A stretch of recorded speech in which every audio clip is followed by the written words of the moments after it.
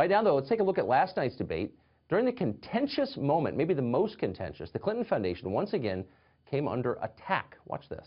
It's a criminal enterprise. Saudi Arabia giving $25 million, Qatar, all of these countries. You talk about women and women's rights. So these are people that push gays off business, off buildings. These are people that kill women and treat women horribly, and yet you take their money. So I'd like to ask you right now, why don't you give back the money that you've taken from certain countries that treat certain groups of people so horribly? Why don't you give back the money? I think it would be a great gesture. Well, Democratic strategist Jessica Ehrlich joins us now to explain Hillary's answer. Jessica, great to see you tonight. So this is not a partisan point at all. This is a sincere question. Why wouldn't Hillary Clinton return that $25 billion that she took from a country in which women are not allowed to drive, not allowed to use public swimming pools, not allowed to go unaccompanied in public without a man, have to cover themselves, are treated like second-class citizens and segregated, a country where gays are murdered legally, where they are arrested for the crime of being gay, and a country where being Jewish is illegal? Would she take money from the Klan and say, oh, I'm using it for good, it's okay? She wouldn't, would she? No, I don't think so. And I think in this scenario, you're actually looking at a case where the money went towards a huge amount of charitable work that was done around the world and actually was taken from people who often do bad things and used for a good purpose, which is in contrast. I mean, I think the same could be said for Donald Trump and his business dealings. He's got multiple buildings and Trump buildings in the Middle East. He sold the Plaza Hotel to Arab sheiks. I mean, is he going to give back the money that he pocketed from those deals, of all the dealings that he's done business-wise? I don't think that's not a crazy point. I guess here would be the distinction I would make, is that Trump is saying, look, I'm a businessman and I do what it takes to make money, as people who engage in capitalism do. Hillary Clinton, who wouldn't know capitalism but got in the shower with her, is making a very different argument. And she's saying, I do good. I save lives. I'm a good person in contrast to this monster, this fascist. And yet she's taking money from a country where literally Jews are described as apes in official textbooks given to children. Like, how can you square that circle? Well, I think part of it also is we're talking about a group of people who happen to be some of our strongest allies in the region.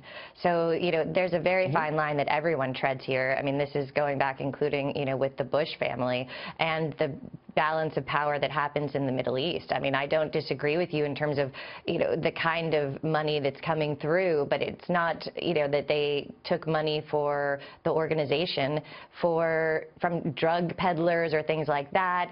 They took a donation and then turned around and used it as most of the money does. I mean, that's one of the wonderful things about the CGI, the Clinton Global Initiative, is that they spend almost 90 cents of every dollar doing tremendous amounts of programs for children with HIV in Africa, in countries all over the world. I'm not going to, we could argue about that, but I'm not even going to contest any of that. I mean, I think that's up for debate, but we won't debate it now. I just want to get back to the distinction you made between Saudi Arabia and drug dealers. So you're saying it would be immoral to take money from drug dealers, even if you did good with it, but it's somehow moral and righteous to take money from a country that murders gay people for being gay.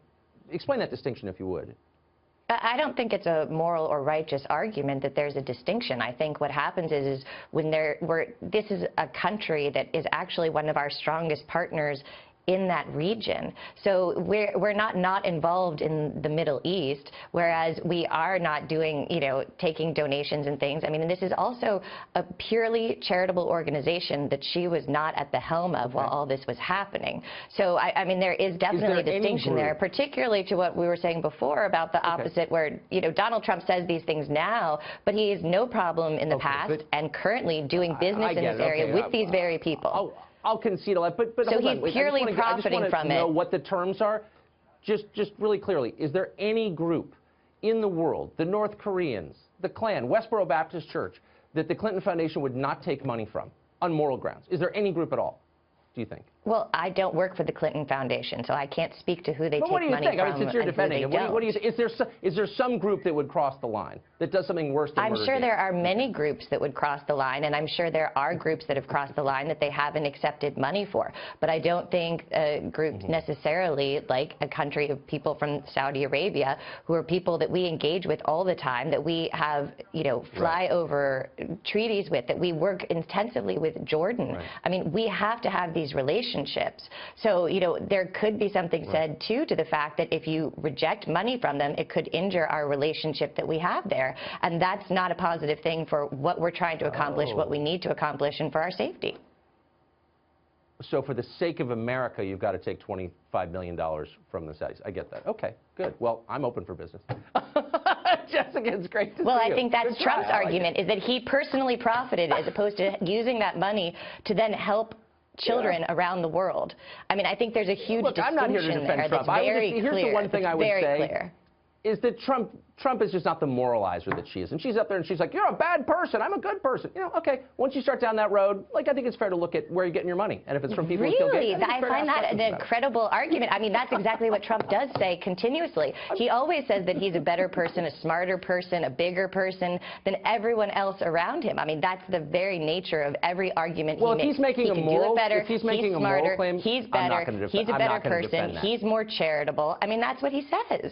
So, if he's going to attack a foundation that has been proven over and over that, I mean, all the Bush presidents have actually even worked with them on various initiatives. So your standard is the Donald Trump's. So if Trump does it, it's okay. That's good. I'm just as an ethicist, I'm trying to get to the bottom here. We're unfortunately out of time. Jessica, game job. I appreciate it. Thanks.